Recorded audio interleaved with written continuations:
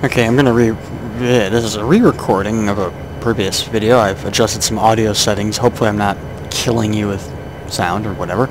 But, yeah, welcome back to the Fox Mountain and Little River Railroad, a CMTMS4 or CMTMS3 route. The only difference between the CMTMS4 and CMTMS3 is 3 is built for multiplayer, 4 is built for single player. I'm actually in the multiplayer session, that's why we have a chat box right here. Hello. Oops. There you go. Hello. I'm just going to give you a brief overview of kind of how to run the railroad, and how the railroad works. So we can go ahead and close that out, and we'll go into free view. This is one of the yards. This is FMR's Durand yard. This is the interchange yard. FMR and Little River Trainz are are both allowed to run in here and work. If we go down this way, go down the south end of the yard. This is actually Little River Railroad track, and if I could find it again, there it is. Right here, Little River trackage is even marked with a mile marker that says Little River 1, and every mile they have a mile marker that says LR1. FMR has the same thing, except for they're starting the 200 series. That's speed post. I know there's one close by. That's right. Speed boards. Mile marker. FMR 199. So FMR's got mile markers named FMR. And of course this is FMR main line. This is the diamond. You actually, if you're going to be working this yard here, DRD as it's labeled on the switches, you do not go down this track here. Instead you go down this track and use this as your yard lead all the way up to the sign says yard limit. And the reason this is I use the I have the ABS crossover controller set up. If you go too far you start screwing up the triggers. So next I want to look at the next I want to show you I'm trying to make this video quick. I want to show how the CMTMS actually works. So when you get in and you're looking at the cars and everything, we can look at these cars here at this grain elevator, and you see it says the car's reporting mark, the car's running number, and its destination, which is Gurn Industries. This dash right here is a separator. Anything after the dash is routing information. So it says FM. That means FMR, Fox Mountain, is the railroad that handles this car. This L indicates that the car is loaded, and then this one is highlighted because that's actually the car we're looking at, so we can switch between them. Now what you would do is this car would go on to a FMR or FM local, and a FM, one of these bright orange engine, black and orange engines over here, would actually take that train to the industry. So that's what the CMTMS does there. All these cars here in the yard don't have records, so if we click on it, no data for this car. Now, to add data, when you first click on these cars, if they don't have data, there's this button right here. It says click to add record to vehicle.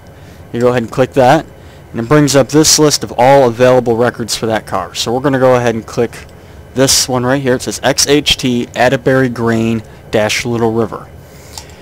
Now nothing happens on the switch list, which is this part right here, until we go to another car. Now it's telling me that this car needs to go to Atterbury Grain. The LR indicates it needs to go to Little River Railroad.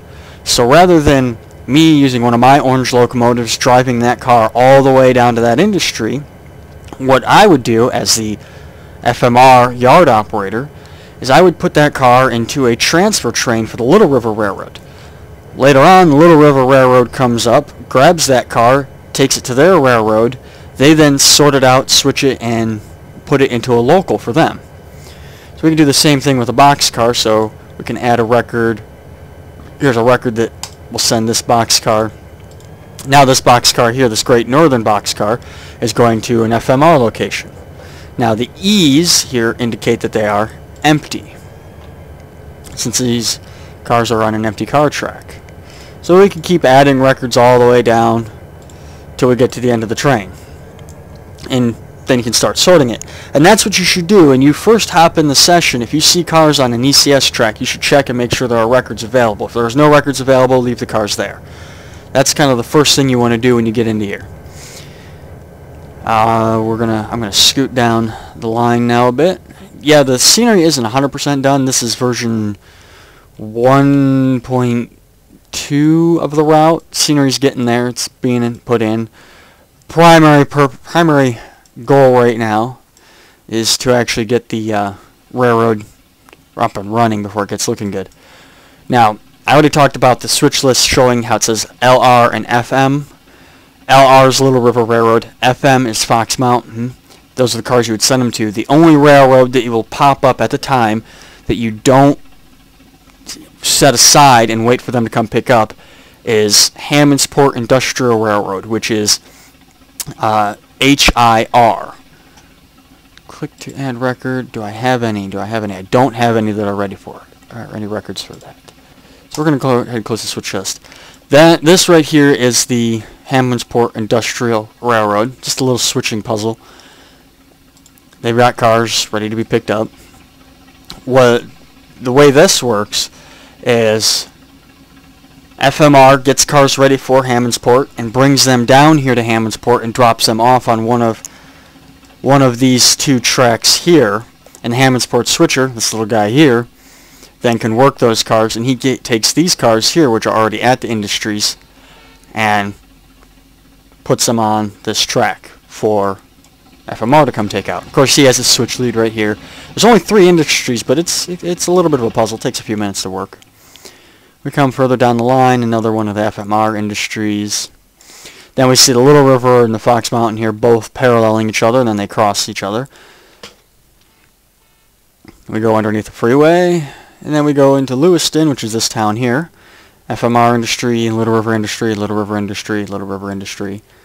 Be very careful when working Lewiston on the FMR, because this track here is a stub-ended track. It's double track till it gets to the bridge, and then of course the track has been abandoned after that. The other thing I want to talk about, why is that track not loaded? That's weird. There it goes. It's just not loading. Whenever I'm recording, my game tends to bug out. Let's zoom out. Yep, there we go. Nope. There is a track that goes across there. It's just not loaded at the moment. One thing I want to really talk about is this LROI interchange. This track is actually not used at all. It's only used in if it's absolutely necessary to use this track for anything. You don't run locals or anything through there. You don't leave cars there. See, the track's starting to load.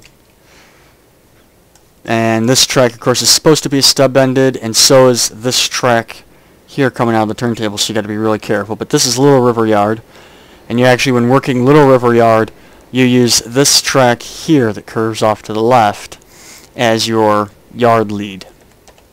So that way, a train going through mainline, a local can go right through here and not be bothered by you, or they can use these 2 arrival departure tracks here to bring locals or whatever in and out.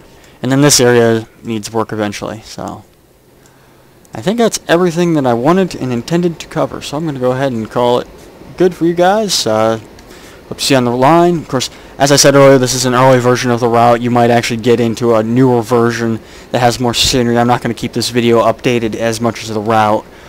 I might re-record it again at a later time, but hope you guys enjoy the route. Hope you guys enjoy the video. Check back for more videos, more routes and stuff on the forums and all that other good stuff. Later.